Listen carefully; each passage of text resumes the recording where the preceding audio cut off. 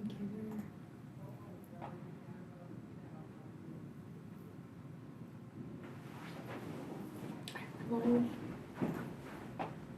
to go. All right. Good morning, everyone. Can you guys all hear us?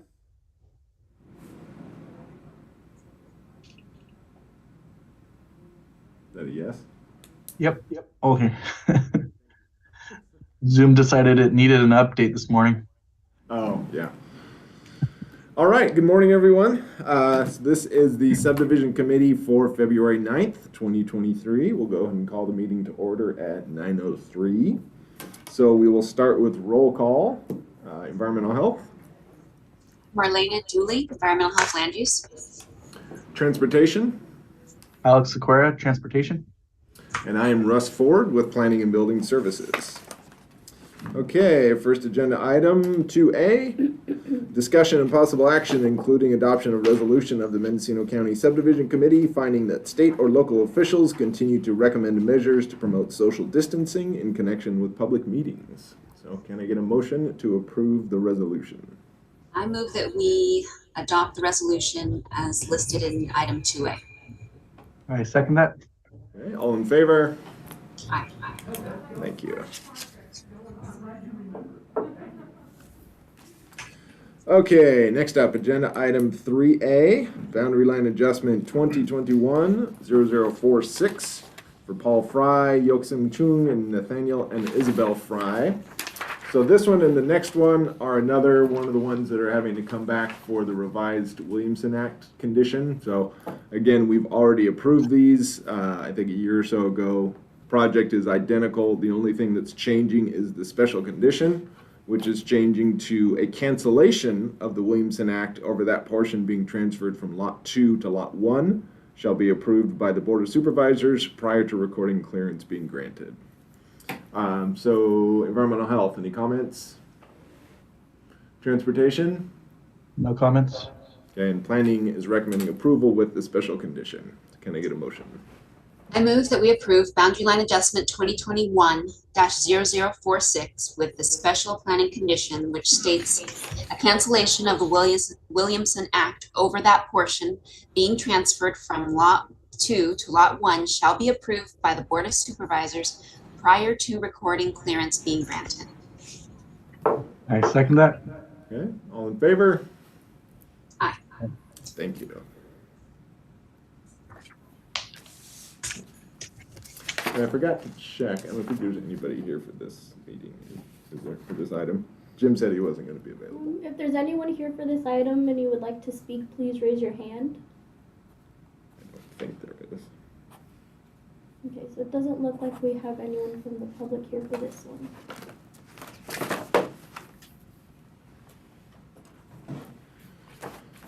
Okay, next up, agenda item 3B, boundary line adjustment 2021-0047 from Matthew and Sandra Fry and Nathaniel and Isabel Fry. This is the second part of the Fry boundary line adjustment, just coming back for that revised condition. Environmental health, any comments? No comments. Transportation? No comments. And planning is recommending approval with special condition 7. A cancellation of the Williamson Act over the portion being transferred from Lot 2 to Lot 1 shall be approved by the Board of Supervisors prior to recording approval being granted. So can I get a motion? I move that we approve boundary line adjustment 2021-0047 with special planning condition number 7. I second that. Okay, all in favor? Aye. Thank you.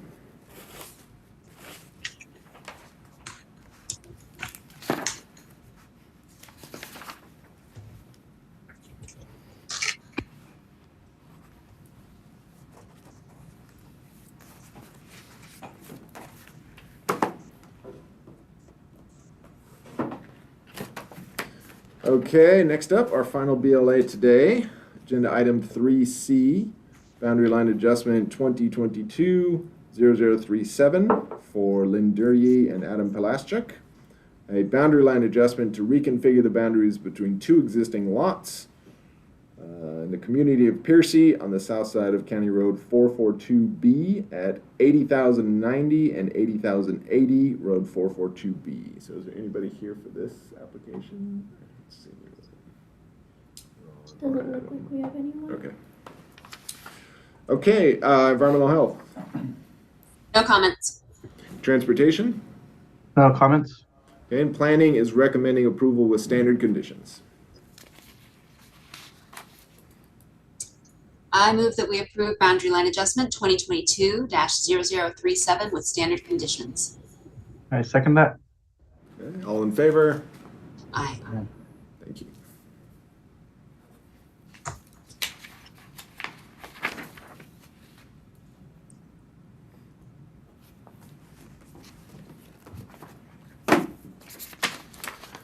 Okay, next up, agenda item 4A, minor subdivision, MS 2022-0004 for Erickson Brothers Properties. The applicant is Robert Neese, agent is Ron Franz. This is a minor subdivision of an existing 10-acre parcel into 4 parcels and 1 remainder, located at 1211 North State Street in Ukiah. So I believe we're going to continue this one due to the action of the Art Commission yesterday, who is requesting some more information before we go ahead with it. So I see Liam is here. Did you have any comments about that, Liam? No comments. Okay. Do you think continuing it to the March agenda is enough time, or should we go farther? I don't believe March would be enough time because the Archaeological Commission will have to review the submitted materials and may or may not make a decision based on that. So I would say April or possibly continuing to a date uncertain. Okay. So let's go to a date uncertain, just because we don't know when the agenda is going to come back for ARC. And I'm not sure if we need a motion for this, but let's go ahead and get one to continue to a date uncertain. I motion that we continue application MS 2022-0004 to a date uncertain. I second that. Okay, all in favor? Aye. Thank you. I don't think we have a hand raised. Okay. Let's wait, because we're going there right now. Okay, so next up we have agenda item 5A, pre-application conference, PAC 2022-0014. The owner is Barracuda Towers. Is that the owner or the applicant? It's the owner. Okay. Applicant Scott Dunaway. This is an application to demo an existing wireless tower and construct a new wireless communication facility in the coastal zone, 3.8 miles southeast of Point Arena Town Center on the east and west sides of 10 Mile Road. And no address is currently assigned. All right, so you see we have a whole bunch of folks here for this. Why don't we bring them all in?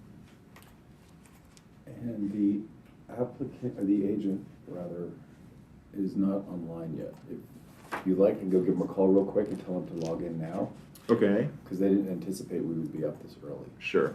Okay, we'll write that.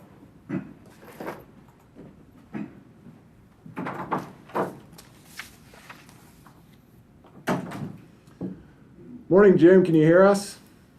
Yes, I can. All right, good to have you. Thanks for joining us. So as you saw, we continued the minor sub, so we got to this a little bit earlier. Do you have all the folks on your end that you were expecting to join? Well, I believe so, but I can't see anybody except those that are in your office at this point. Is there? I see. Jim, this is Ara. If you can hear me, I'm here. Okay. So we've got Ara, Christy, David, Fumiko, Leslie, and Lynn. That's everybody. We don't have Scott yet. Mark was just running out to make a call and see if Scott was available. I have not heard from any of the Coastal Commission folks. They were going to try to attend. So this is David. It sounded like your agenda item didn't match what we're here for. You said this is for a cell phone tower? Oh, that was an earlier item, I think. What are you here for, David? We're here for RCMS, pre-app meeting. That's the same thing, isn't it? Oh, it is the same thing. Okay. Yeah. Yeah. And it's Scott Dunaway is going to be calling in now. We're zooming in Okay. shortly, so he should be up. I'll keep an eye out for him. Okay, and I believe our chief building official was gonna try to join us, so let me go run and grab him real quick.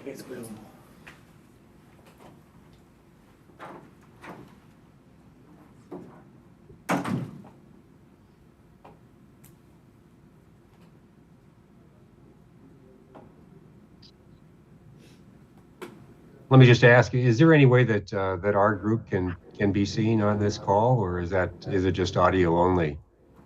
Or anybody know? Can they turn on their camera? We have to promote them to a panelist. That's fine. This is just a round table here. Alright, so you guys will just have to accept to be promoted.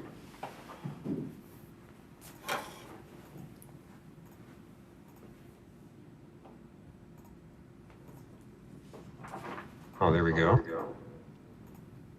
There's Ara.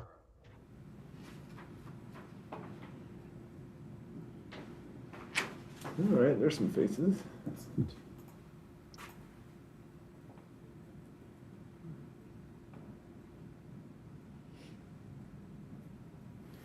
All right, Jim, it sounded like you wanted to start off with a little synopsis here. Yeah, just to, no, I'm not sure why I'm not, oh, there we go.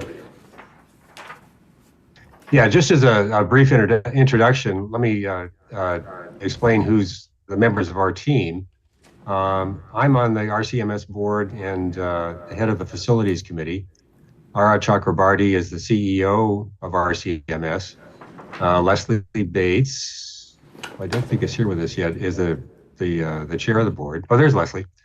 And then we have our design partnership team, which is headed by Christy Coffin, and then David Hall, and then Fumiko Docker.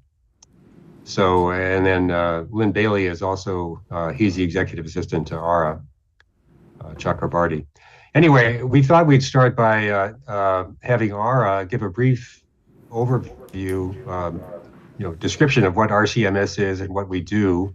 We're in the far nether reaches of Mendocino County, and then move into the a description of the project. And I know you've all seen it, but it might be helpful to give an overview on that as well. And that'll be led by Christy Coffin.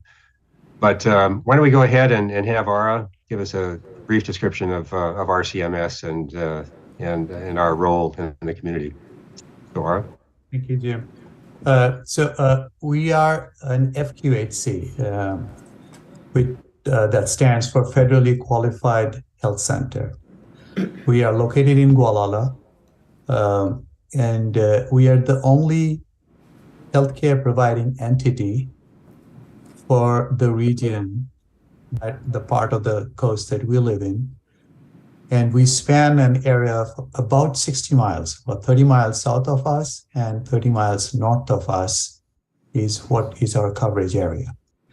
The population we cover is about 10,000, 8 to 10,000 people. As I said, we are the only healthcare providing entity. We provide primary care, dental care, mental health, and we also have an urgent care. So we are allowed to receive ambulance. We are one of the 4 FQHCs in the state of California that can receive emergency transportation, which is an ambulance. Normally it will be an emergency room in a hospital can receive ambulance, but there is no hospital near us. So we are the receiving entity. We also have a helipad associated with our facility so that we can transport in case of needed patients to a higher care entity in Fort Bragg or in Santa Rosa. We are located in a building that was built in 1985. Since then, the healthcare needs in our community and the healthcare service delivery mechanism has significantly changed. to meet the needs of today and the next few years, the current facility that we are in is not adequate. And that's where we are coming to you. We have been looking at various alternatives to continue to provide the healthcare needs for our community.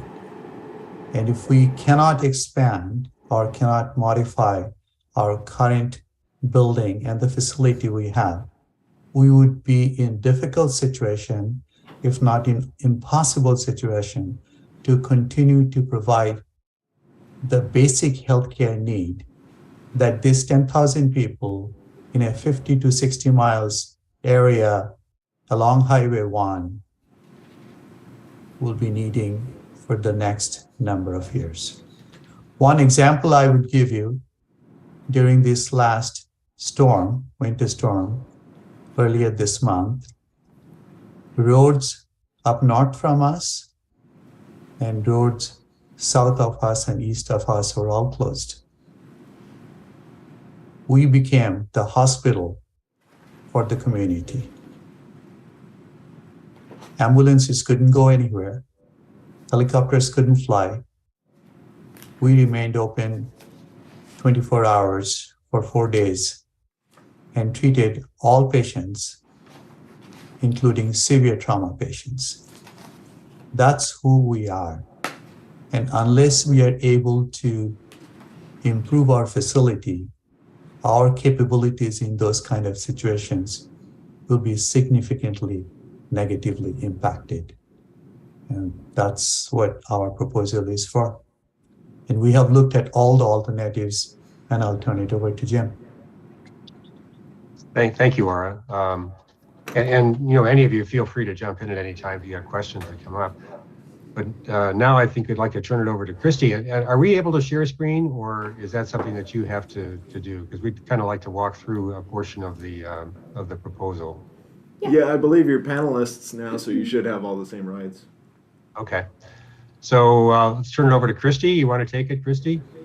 Yes, our team has worked closely with the staff at the clinic and the board to try to understand how to improve the facility for them within the limited budget that they have to do this. We've tried to figure out different options for adding on to this building and expanding the capacity for providing care and improving the situation for responding, as they have so ably responded with very limited facilities.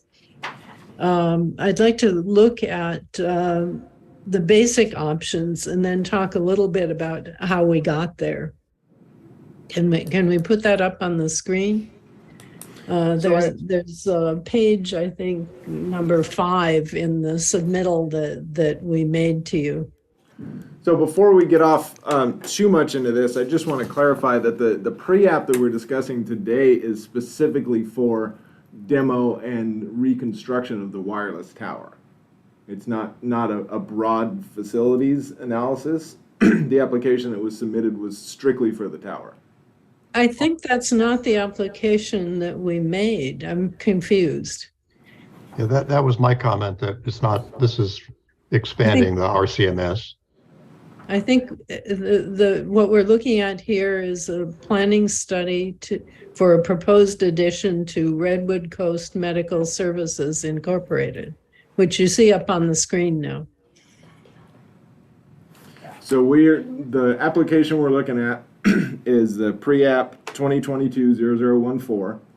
In the project description, it says removal and decommission of existing 140-foot self-support tower and compound. All associated equipment to be relocated to new 140-foot self-support tower within a 100 by 100 fenced tower lease area.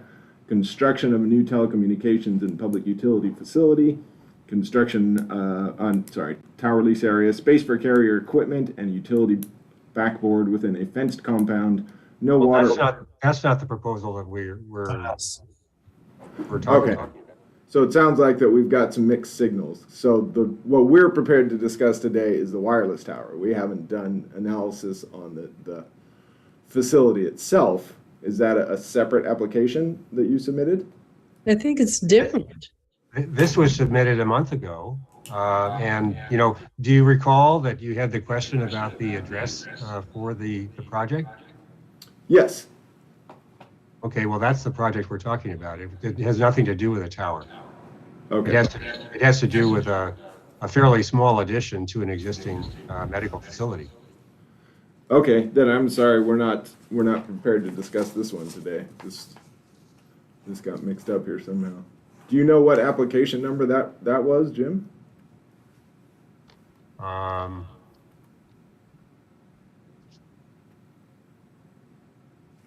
Let me just. David, do you have that? I am looking. So we spoke with Mark Kleiser, and let's see. He was the one. Do you assign the application numbers, or do? Yes, yeah. Once that's submitted at the counter, it'll get a number assigned automatically. Okay. I can bring it up here in just a minute. Yeah. Is Scott here? Scott was the one that was doing the tower. Scott is here. He's the 805 number. Okay. So did you guys intend to have a pre-app just for the tower? Or was this supposed to be? There is no tower. We're tower. There is no tower. It has nothing to do with the tower. That's a different applicant. We don't know what that is. Okay, so I have the pre-app application form, but I don't see. Did you assign a number? I don't think we received anything that showed a number.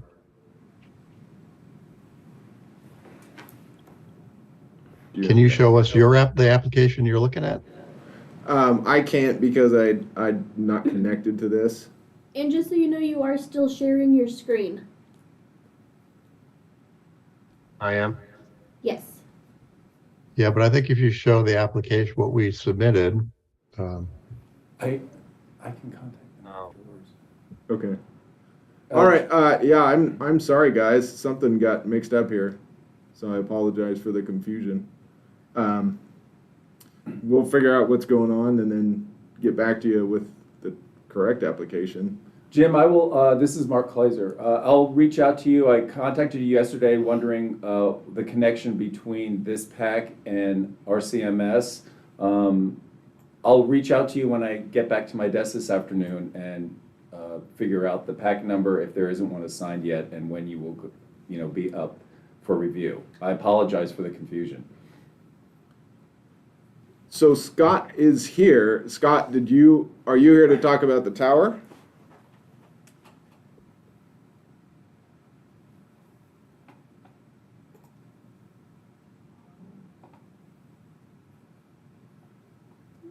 How did That is Scott's number. Is that the 805 number? He is muted. Yeah. Can he unmute himself? I can try. You should be able to press number 6 to unmute. Star 6. Star 6.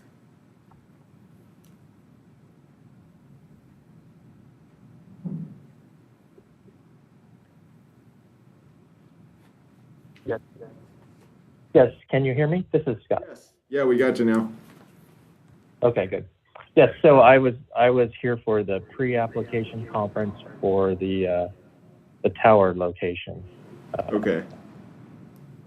So this is the one for you, and somehow RCMS got included on this by mistake, it sounds like. Yeah, so let me just ask, do we need to wait another month to have this pre-app review? Or is there a way that we can?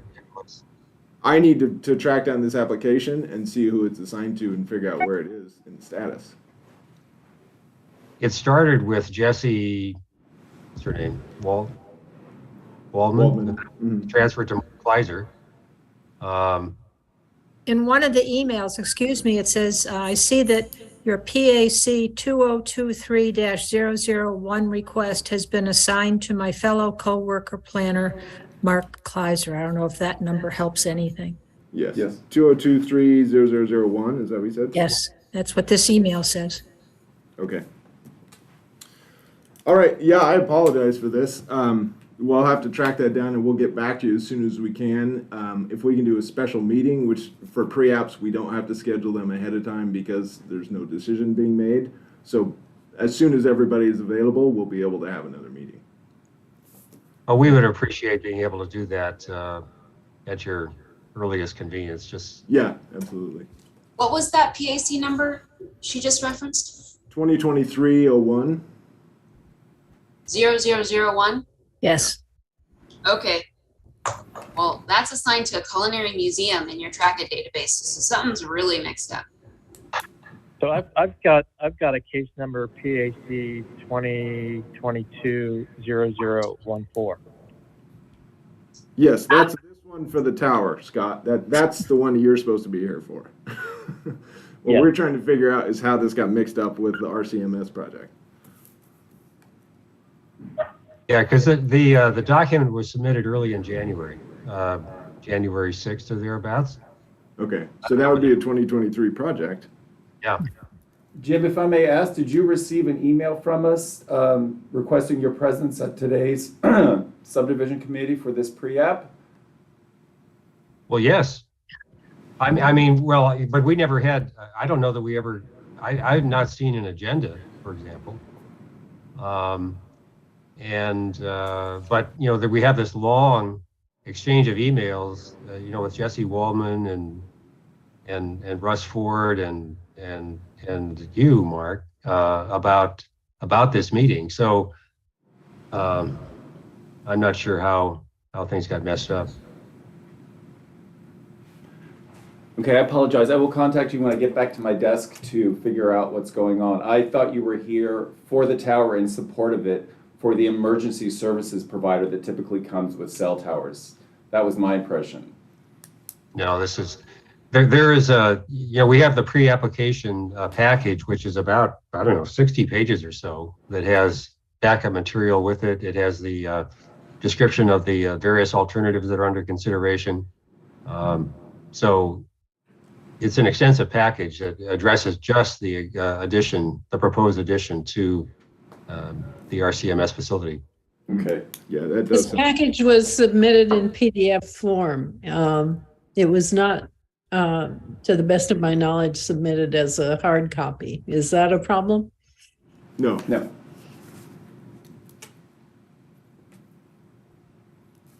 Okay, well, I guess we've done what we can do today, unless it'd be worthwhile for you all to walk through this, but it's not on your agenda, so I mean, I don't know. It doesn't have to be agendized, but the thing is, I don't know what kind of information you're going to get because I don't think environmental health and transportation have had much time to review it, or building for that matter, because we're looking at a different application for today. So just to make sure that you guys get the most benefit, I want to make sure that all of our team has been looking at the correct application before we get back to you. Well, we want that too. Yeah. Okay, yeah, I apologize again, guys, and we'll get back to you with some clarifications here as soon as we can. But for now, let's go to Scott and let's talk about the pre-app that we have. All right, well, we'll leave the meeting then. Okay. Thank you. Thank you.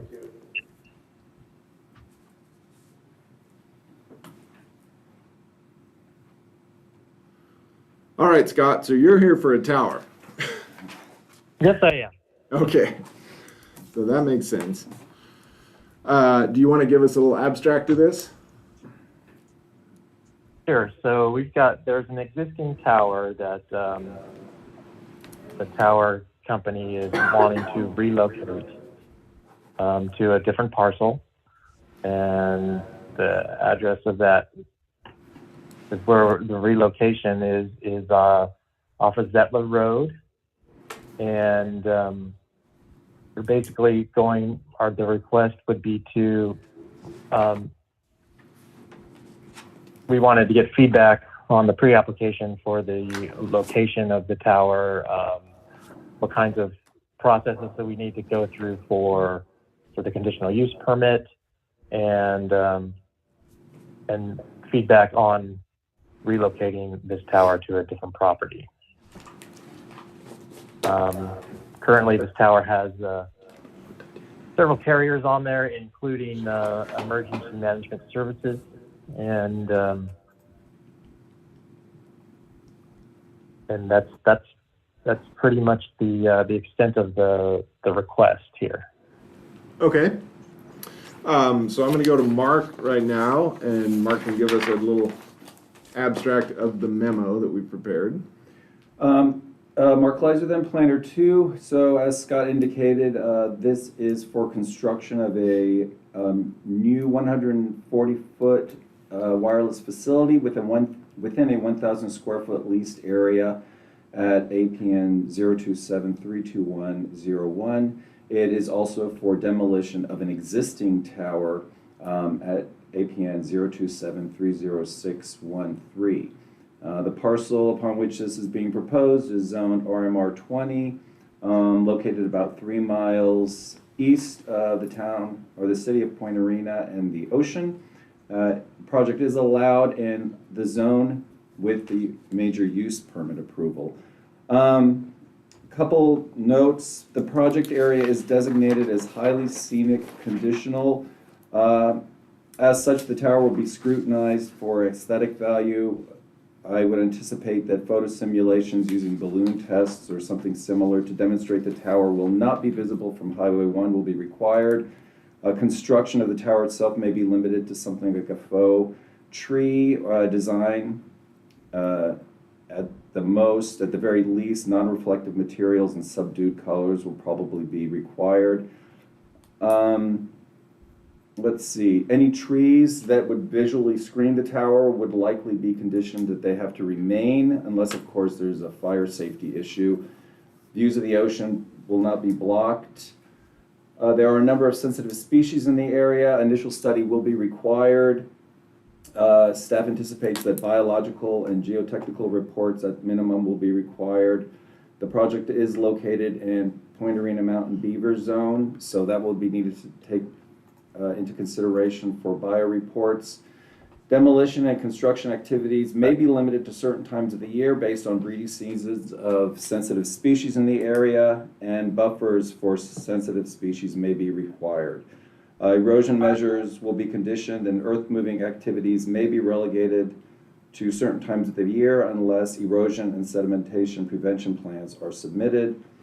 Air quality will need to be contacted during both demolition and construction of the towers.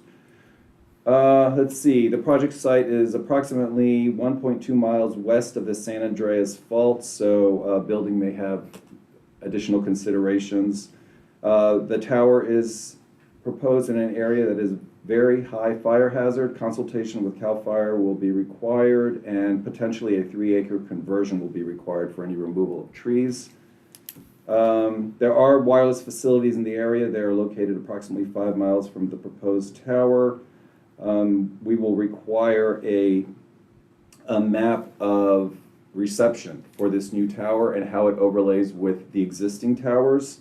No airports in the area, so that's not a concern. Use of hazardous materials like fuel for generators fall under the purview of environmental health. Generators will not be allowed to exceed certain noise levels. 10-year inspections may be required of the tower, and reports for those 10 years inspections will be submitted to Planning and Building. And as I stated earlier, demolition and construction can all come under one use permit, and conditions for both will be addressed in the resolution of that project. And that's my 2 cents. Very comprehensive. Thank you. All right, Scott, do you have any questions about that? I know that was kind of a lot to take in. Yeah, I was just curious if I was going to be receiving a copy of that memo. Yes. Yeah, everything that we've prepared, if you haven't received a copy already, we will send your way. Okay, very good. Okay, let's go to environmental health. Well, our requirements are pretty minimal in comparison. There's already a tower out there under permit and inspection, and they'll have I think it's 60 days upon the construction and on-site of the generator fuel to file with the state and with us. So that can happen after the fact. It is not required ahead of time. Okay. So they could get their building permit and EH would approve it without that being turned in yet. All right, thank you. Transportation? Yeah, just to confirm, the access that will be used to deconstruct and construct a new tower is off of Zettler, a private road, Zettler Road, coming onto 10 Mile Road. Is that Yes, correct? that's correct. Okay. That's correct. Do you guys know the approximate duration of the project for deconstruction and construction? Well, ideally, we would like to construct the new tower, and once permits are in place, that usually takes about 4 weeks to construct, and then demolition, second phase demolition of the other tower, and that would probably take about another 3 to 4 weeks. Okay. So the existing access from that private road onto the county road is already paved. I haven't done a personal site inspection, but I have looked at Street View from 2021. So the existing approach does look paved. Our interest is to protect the county road from any additional traffic that will be used to construct and deconstruct the tower. So my only suggestion would be is that we do I go out there and take some photos of the condition of that driveway approach before you guys start your project, and then after you guys are all done with your project, we take a look back out there. If there's been any damage to the existing paved approach, then there might need to be some repair depending on if there's a culvert or asphalt work. If there's any damage, if there's no damage, then there wouldn't be any issue that I would see. Okay. That sounds reasonable. Thank you. Yeah, and then I know it's a gravel private road, so just it looks pretty well kept. So just making sure that none of the trucks or vehicles are bringing tracking gravel onto the county road. But other than that, I don't see any issue there. Okay, very good. All right, thank you. So Scott, we also have our chief building official, Michael Oliphant, in the room here with us. So I'm going to go to Mike for any building issues that you may need to be aware of. Good morning, this is Mike, and I have a few typical requirements that are required on all cell towers. Number one would be the geotech report that Mark has already answered. We want to see that tied in with a soils report and the foundation. The structural engineer will be designing the foundation and the construction of the cell tower in conjunction with the geotech's report and the soils report that the geotech will prepare. And they will take it in consideration the proximity to the San Andreas Fault. Next, we have the electrical and engineering requirement for the plans.